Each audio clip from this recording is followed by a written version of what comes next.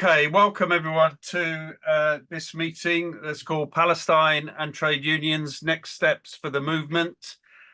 This meeting's been organised by the Stop the War Trade Union Network, which is bringing people together across the unions to talk about how we can engage unions more widely and deeply in the work of Stop the War, particularly around Palestine at the moment. There are various ways in which we're doing that, which you'll hear about as the meeting goes on.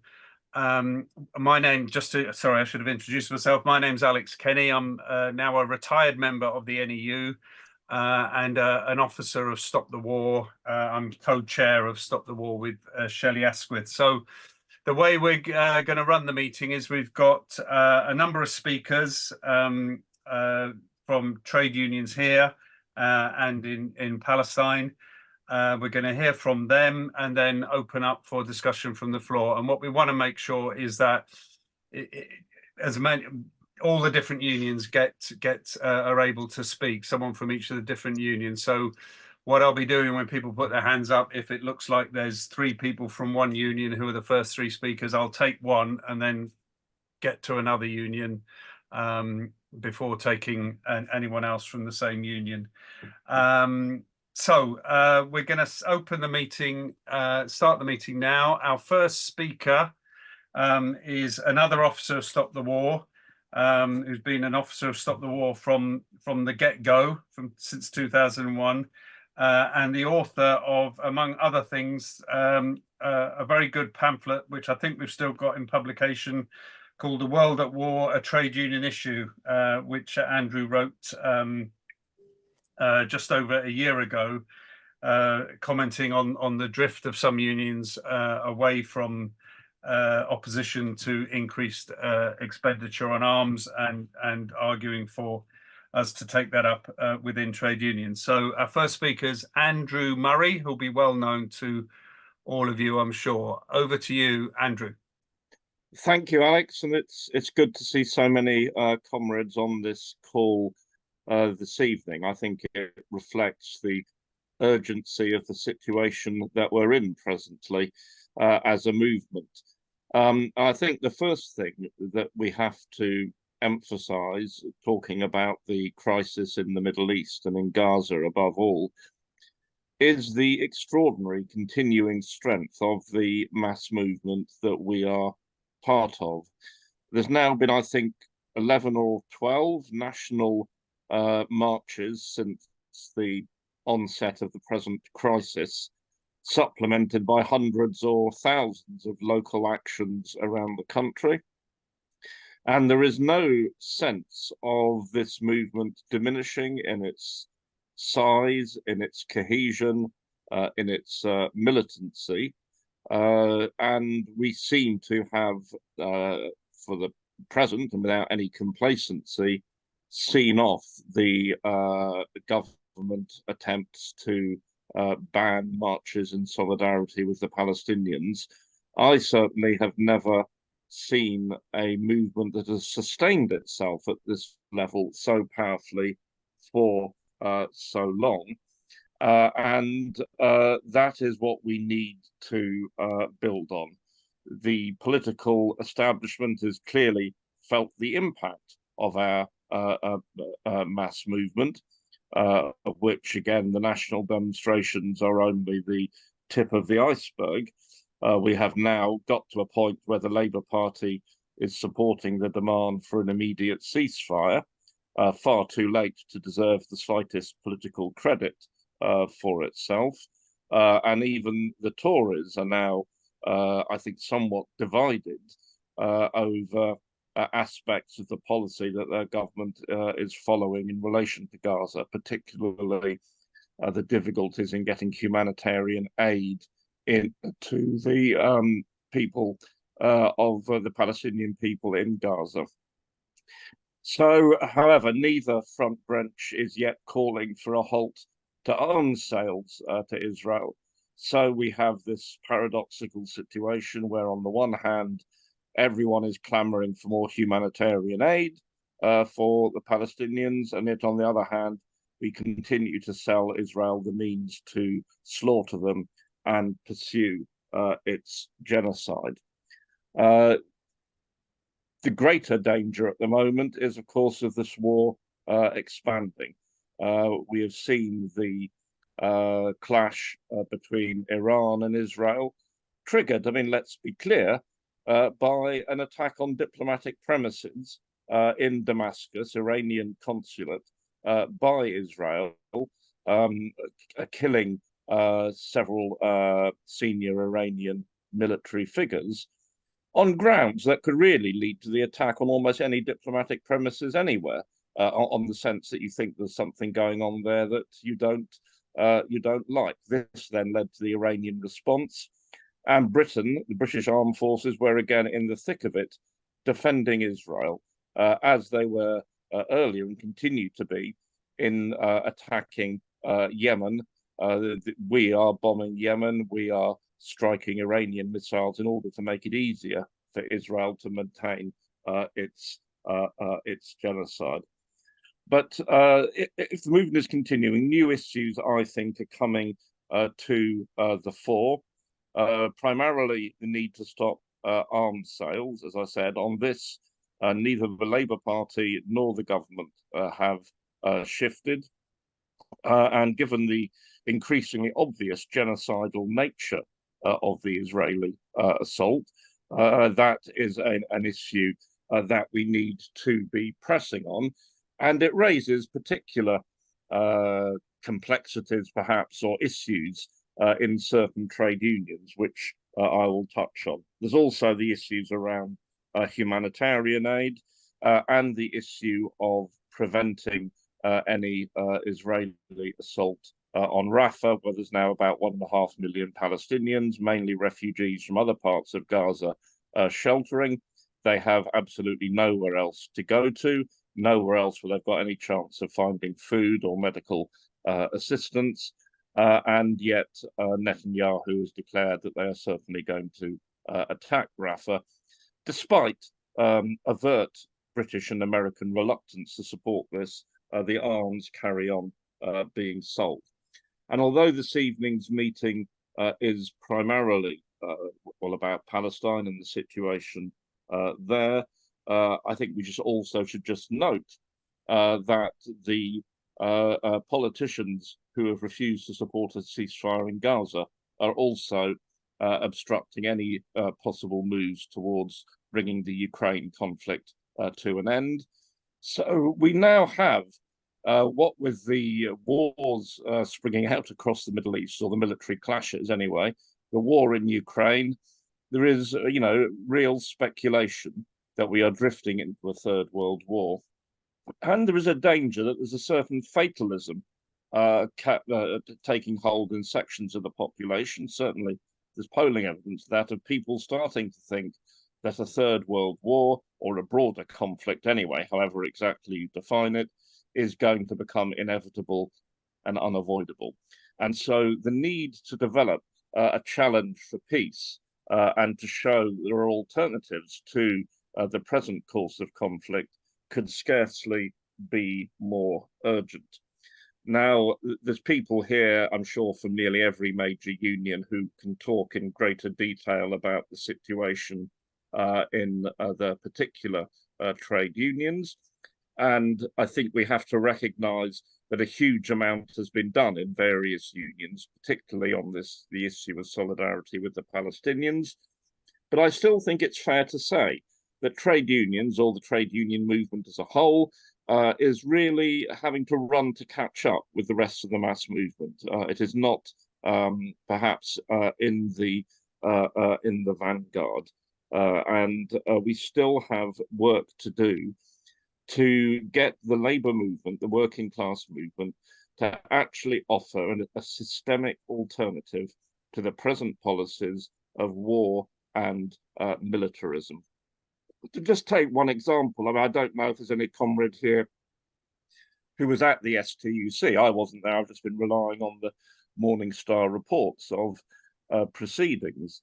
But it seemed like a good decision was taken on opposing further increases in military spending, a position which puts the STUC ahead of the British TUC, which notoriously agreed to campaign for increased defence spending 2 years ago. But according to the Morning Star report, this is opposed by the GMB on the grounds that Russian ships are sailing up the Clyde and Russian planes are crowding into our airspace. Well, not only is this almost certainly untrue, if the Russian Navy was in the Clyde, we would certainly be hearing all about it, but also it ignores the fact that the British Navy is in the Gulf, the British Navy is in the Far East, and British planes are flying from Cyprus, defending Israel as it commits genocide. So under these circumstances, and with Labour committing itself, or Starmer committing himself, to increase defence spending from its present 2.1% of GDP to 2.5%, and some voices in the Labour Party calling for even larger increases up to 3%. This argument about arms sales and the jobs of those workers involved in the arms industry is one we need to keep developing and making. I mean, Alex referred to the pamphlet that Stop the War has published. If comrades haven't read that, I would suggest that they do, and I won't repeat arguments which I guess are familiar to most of you. But it seems to me it is perhaps easier to make the argument against arms sales now when it is in a context of such widespread revulsion of the purposes those arms are being put to in Israel. Easier than it was in relation to Ukraine arms sales, perhaps. People aren't happy with British arms being sent to Israel, and I think this is a fertile ground to develop the other arguments for the movement of our manufacturing base away from reliance on military sales. I don't want to talk about the problems in particular unions. Sorry, you have to excuse me. I've got a bit of a frog in my throat. In particular unions, but clearly there is work to be done in the GMB as ever, and the position in Unite, where the good efforts of comrades in Unite and the left have yet to really bring that very important union into line with its own policy, its practice into line with its own policy in terms of solidarity with the Palestinian people. So we've got a lot of work to do, comrades, in the unions, as I say, to catch up with the rest of the movement, that the anger and the militancy that is felt around the Palestinian issue, that the unions fully prioritize that and don't let it just be a matter of paper resolutions, that they really start to mobilize, and that we challenge, as I said, this fatalism that we are drifting into further conflict, and that the labour movement, the working class, has nothing to say about it other than to echo the imperialist propaganda of the two front benches. Our main demands now are to challenge this militarism, this call for increased militarization, devoting more and more resources at a time of austerity and public sector crisis to the arms industry, and of course to mobilize in solidarity with the Palestinian people. So I know Stop the War would want to congratulate all those activists in different unions who have done so much to move things forward, but let there be no doubt we have much more still to do if the trade unions are to play their proper part in the movement. So I'll leave it there. Thank you. Thanks very much, Andrew. That's a really good scene setter for our discussion. As Andrew says, the issue of Palestine really is cutting through the body politic like no other issue in the last 40 years or so. And the fact that we're putting hundreds of thousands of people on the streets on a regular basis is a real testament to that. If you'd said to us we could do a year ago that we could be doing this on one issue, I think we would not have thought that that was possible. So it's really important, as Andrew says, that we do keep thinking about how we deepen this, how we widen it, both in workplaces and across our unions more generally. I can see, I think, that there are 12 unions, or when I last went down the list, it maybe there are 12 unions with more than one person in this meeting. So that's very good. Our next speaker was going to be Susan from the Palestinian Union based in Jerusalem, but I think she's having trouble with connecting to the meeting, so we can't see her at the moment, but hopefully she will be able to join us. So I'm going to move straight on to Alex Gordon, who is president of the RMT and one of the sort of co-organizers of the Stop the War Trade Union Network. Welcome, Alex. Thank you, Alex. Can you hear me okay? Yep. All right. So just to follow Andrew, I was hoping to follow Susan and hear what she had to say as a trade unionist from East Jerusalem. But I think following on from Andrew's comments a moment ago, I mean, look, the title of the meeting is what are the next steps for the trade union movement? In some ways, the next steps are described on the Stop the War Coalition website. We know that on the 1st of May, Wednesday, the 1st of May, the Stop the War Coalition has called for a workplace day of action for Palestine.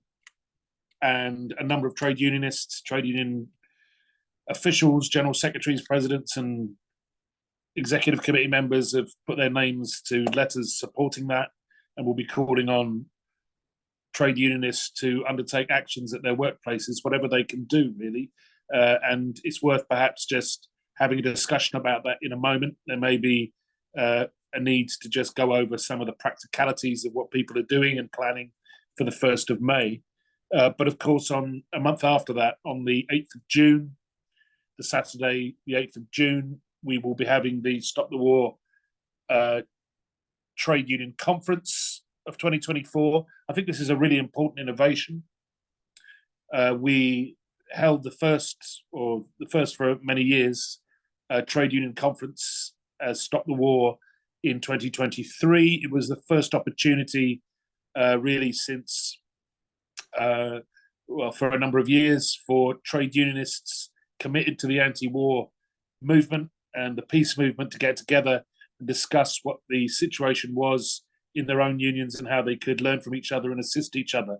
So that conference on the 8th of June we'll be building for over the next few weeks after May Day.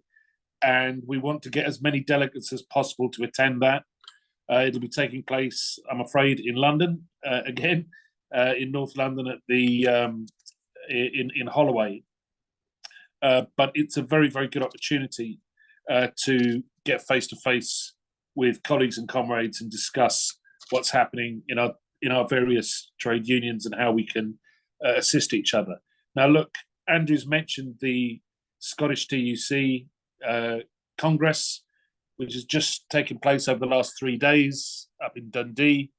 And I mean, I think that was a very heartening vote to stand up to the calls that are coming from not only from out and out right-wing figures in the political firmament, you know, from Donald Trump when he was president to now John Healey, the Shadow Secretary of State for Defence, to increase the proportion of GDP that Britain spends on what they refer to euphemistically as defence, which we would more accurately describe as funding weapons of war. And there is obviously a massive crisis in the state at a very, very senior level about this question of whether to orientate towards armaments production and who's going to pay for it. I mean, we know who's going to pay for it. It'll be our members. They'll pay for it through having wages held down. They'll pay for it through having their public services subjected to further years of austerity and cuts. But they haven't managed to work out a way to explain that yet. to the public. So instead, we're subjected to these rather histrionic outbursts from politicians and some media pundits like Paul Mason, demanding that we spend ever greater proportions of national wealth on subsidising British aerospace and Raytheon and various other global armaments companies. So the role for the trade union movement at this point is to block massively behind the anti-war movement. And we've seen that we can do that. We've started to do that in terms of the national demonstrations. We can do that on the 1st of May around workplace days of action, which I think are very valuable in bringing the question of the struggle for peace and against war, the demand for a ceasefire now in Gaza, the demand for end to arms sales to Israel, bringing those questions to the fore in different contexts, from a set piece demonstration in the middle of Whitehall. It's much, it's a different conversation when you're talking to students outside your college or colleagues who you work with outside your workplace during lunch hour about these questions. And it allows us to get our message across. The pressure's got to build from our rank and file in our unions, on our leaders, through our democratic structures, to stick by the demands of the trade union movement that have been set out so far around an immediate ceasefire, an end to the blockade of Gaza, an end to the genocide of the Palestinians in Gaza, an end to Britain's continuing involvement in bombing other countries, including Yemen, and really the need for a popular demand for Britain to play a role in calling for peace rather than war and arms sales in the world. The fact that the Palestinian ambassador addressed the STUC, the Scottish TUC in Dundee this week, I think was very helpful. I know he's also been invited to address a number of other trade union conferences this summer, including my own conference, the RMT's annual general meeting. But the truth is, and I think Andrew touched on this, that the anti-war movement, the peace movement in Britain, has done more in the last 6 months to expose the splits in the Tory party and in the Tory government. We've brought down government ministers, including a Home Secretary. Anyone remember Suella Braverman? So the anti-war movement is pounding this government, and the trade unions need to understand that if they don't get behind that, then they're letting the government off the hook, and that would be unforgivable in an election year. So we've got to block massively behind the anti-war movement, and we've got to think of more and more creative ways of learning from each other, supporting each other, and supporting the movement for peace in Palestine, peace in Gaza, a ceasefire, peace in Yemen, peace in Sudan, by the way. And the Stop the War Coalition sent myself as a speaker and a delegation to support a demonstration called the weekend before last in support of by Sudanese people in London calling for peace in Sudan, and they refer to their war in Sudan as being the forgotten war, and it is a devastating war. So there's a lot to do. Our trade unions are really the infrastructure of our movement, and it's absolutely essential now that we step up and support those who are in the streets doing the damage to the Tories and making the case for a ceasefire in Gaza and an end to the bombing. Thanks, Alex. Thanks very much, Alex. If people want to start using the chat to let us know what's happening in your workplaces or any ideas or suggestions you got, we always say nothing's too big and nothing's too small. If we're getting people talking about it, that's the right thing to do. And also an opportunity to get people to join Stop the War, the need for an organization that Stop the War that is committed to peace, committed to scrutinizing and putting our government under pressure on its foreign policy. The need for an organisation like that has never been greater, and I think we should be all trying to recruit new people to stop the war. So I'm going to go on to our next speaker, who I think has joined us now, Fran Heathcote, recently elected as General Secretary of the PCS, a union that has been doing an awful lot as part of this movement, particularly around the workplace days of action. They've been holding protests opposite Parliament for the people who work on the parliamentary estate. So welcome, Fran. Thanks so much, Alex. You are. Thanks for having me along tonight. Apologies, I'm slightly late joining. I've been interviewing since 8 o'clock this morning, so it's been a bit of a long day already. Friends, it's a real privilege to speak this evening, and it's an honour to share the virtual platform with so many fantastic trade unionists. We should all be immensely proud that once again it's our movement that's at the forefront, leading the fight against the genocide in Gaza. As Alex has said, the union that I lead, PCS, have been long-standing supporters of the cause for Palestinian freedom, and I'm immensely proud that PCS has for many years led the cause demanding justice for the people of Palestine and Gaza and the West Bank. We've been absolutely clear that for as long as injustice is inflicted upon the people of Palestine and Gaza and the West Bank, and until it is a free and independent nation, we will continue marching, we will continue boycotting, and we will continue protesting. And we'll do that because internationalism is a core principle of the trade union movement, and standing up for oppressed people everywhere runs through everything that we do. But that's why the message from the trade union movement is unequivocal. We're not going anywhere until there's a permanent ceasefire and the killing stops. And the killing needs to stop because the scale of Palestinian suffering is pretty hard to comprehend. It's been over 6 months now since the killing began, and each passing day brings new horrors, new atrocities, and grim new milestones. We all know that this all started a long time before that, though. Seeing the ethnic cleansing of Gaza happening in real time on our TV screens and on our phones, whilst those in power not only fail to stop it, but give diplomatic cover and arm those responsible, really does conjure up a profound sense of anger. More children are being killed in Gaza in 4 months than in all wars worldwide in the last 4 years. Miscarriages in Gaza have been increased by 300% under Israeli bombing. We heard this week that a 13-year-old boy in Gaza who survived an airstrike on his home that killed 17 members of his family was killed when he was struck by a food aid drop.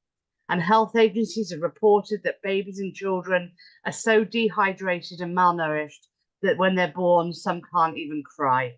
Shame on those who've allowed that to happen. Shame on those who sit on both sides of the House of Commons, who give cover to Israel as it commits its war crimes. And shame on those who sell weapons to Israel and profiteer on the backs of the brutalized Palestinians.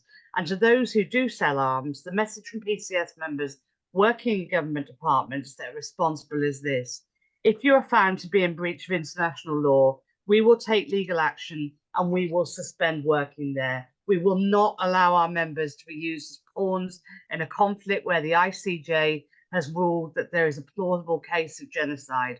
This is what fighting back looks like, and let's keep on collectively building the campaign of defiance.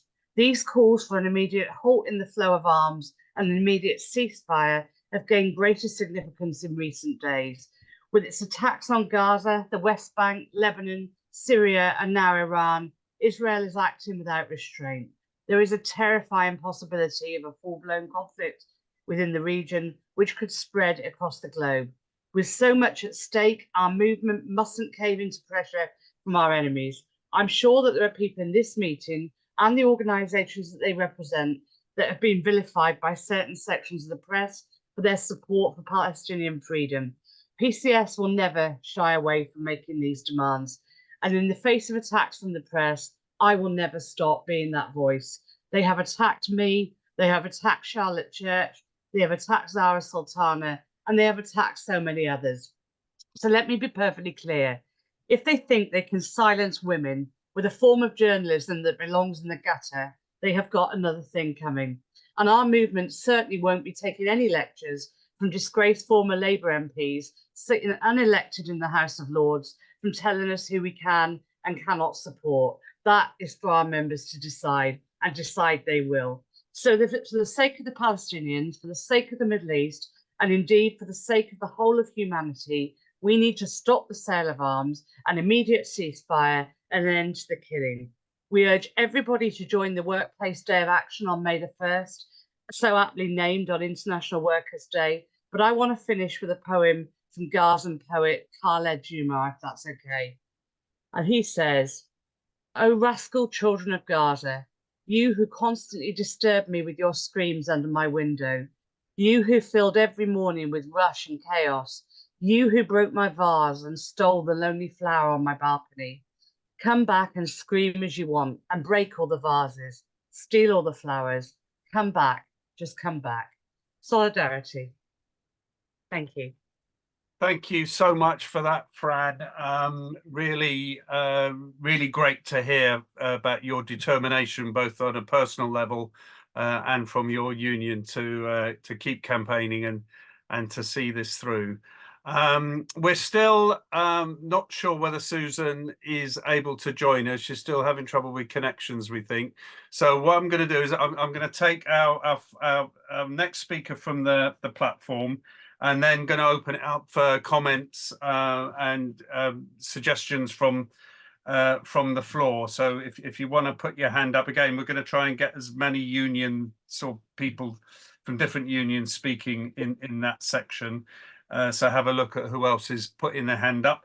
Our next speaker, though, is Chris Smalls. I'm really pleased that Chris is able to join us from the Amazon Labour Union. Over to you, Chris. Thank you, brother. How y'all doing, everybody? Solidarity with everybody here on the call. I'm happy to see some of my comrades and friends in the labor movement from the UK all the way over here to the US. Happy to be here with everybody today.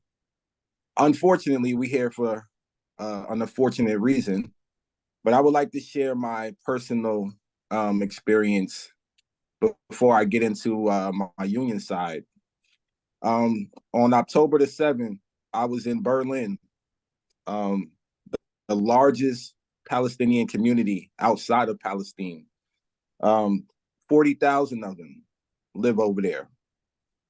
And when everything happened, I was with some organizers in the Palestinian community in Berlin. And I was kettled in all week, kettled in by the police, watching as they dragged Palestinians into vans, children, ripped them away from their mothers, locked them up, hand tied them, zip tied them. We couldn't say the word Free Palestine. We couldn't bring out a flag. We couldn't do anything. We couldn't protest because they were rioting and, ripping us apart. And I've never seen anything like that in my life. And it reminded me of the one thing that Jewish people went through, the Holocaust. And while I was there in Berlin, I actually got a chance to visit the wall that's underneath the parliament. And they gave me a whole history lesson. And I'm sitting there thinking, like, wow, we're witnessing this right now. We're seeing this live stream. So what I did, I went to my social media immediately and I shared my experience in Berlin. I shared my thoughts at the time where it was very premature for labor unions in America, especially, to speak up about it, or anybody that had a public platform to really speak out about it. And when I did that, I lost over 4,000, 5,000 followers on Twitter instantly. And when I posted on Instagram, the same thing. I lost about 1,000, 2,000 followers instantly. And then I had a whole bunch of people in my direct messages shaming me, saying, how could you speak out about this? I supported you during the Amazon fight. This is really some of the messages that I received when I spoke out about the war. and the genocide. And I just was flabbergasted by it. But I said, you know what? I'm going to continue to speak out about it. And I'd never stop. And I was happy that my union, after I took my public stance, my union backed me. And we were one of the first to do it. Trust me. Here in America, a lot of people have joined and finally said the word ceasefire, but it took them a long time. A lot of people finally said the word genocide, but it took them a long time. And some people, what we call the bandwagon solidarity, they wait for the bandwagon solidarity train. And I hate to call it out, but we have to do better, especially in the labor movement. We have to take stances that are going to make people feel uncomfortable. And we have to do that more often. And sometimes we have to do it at unprecedented times. And sometimes we're going to take a hit. We're going to take a brunt of the scrutiny and the controversy and whatever else that comes with it. I literally have an article where they're calling me, I'm a terrorist. I'm a terrorist all of a sudden. So that's just my personal experience of what I've been going through here in the States, and the why I'm here on this call, because the international solidarity is imperative. But I want to share some of the quotes from my union's public statements. We are denouncing the ongoing genocide for over 75 years of the militarist occupation committed by the settler colony of Israel against the indigenous Palestinian people. We are demanding immediate permanent ceasefire. While this siege of Gaza and the settler colonies violence, the violence in the West Bank continues to escalate. Ceasefire is the bottom line, the only thing they can do to end the genocide and occupation of Palestine. We want to hold the United States accountable for funding the state-sanctioned violence committed by Israel, the billions of dollars of taxpayer dollars and military aid. And I want to jump ship to Amazon. Amazon is accountable. Specifically, we condemn Amazon and a $1.2 billion contract signed in 2021 known as Project Nimbus, where Amazon Web Services is providing the cloud technology for the Israel government and their military. So Amazon directly is involved in the apartheid campaign, in their Iron Dome, in the military contracts that they have. So not only do we want you guys to understand that this fight is your fight, but understand the tentacles, the reach of these corporations that we unionize and we fight against every day. It is our duty in the working class, it is our duty in the trade union movement that we speak out about this injustice, because if we don't, nobody else is going to do it for us. We're not going to wake up one day and billionaires are going to say, hey, let me give the people what they want. So we have to be the only line of defense for the people, not the one line, the only line. We cannot rely on the government, and there is no cavalry coming for us. So we have to be our own cavalry. In the labor movement, we're a part of every movement, believe it or not. So we have to be the ones to speak out first, not wait for the bandwagon solidarity train. We have to be the first to speak out. And sometimes we have to take the brunt of that. But so what? The time is now. I'm with you guys in solidarity, and I will be there until we see the ceasefire and permanent ending of the genocide against Gaza. Thank you, and solidarity, love and solidarity, y'all. Thank you so much, Chris. I don't know if you can see, but there's clapping, fists being raised, and in the chat, loads of people saying how good it is to hear from you, to hear what you've got to say to us, and sending you solidarity from here to you and your colleagues. Keep up the good work that you're doing, and we'll take your words away to give us inspiration. Thank you very much for joining us today. So I'm gonna go, still not got Susan here, so I'm gonna go open it up to the floor.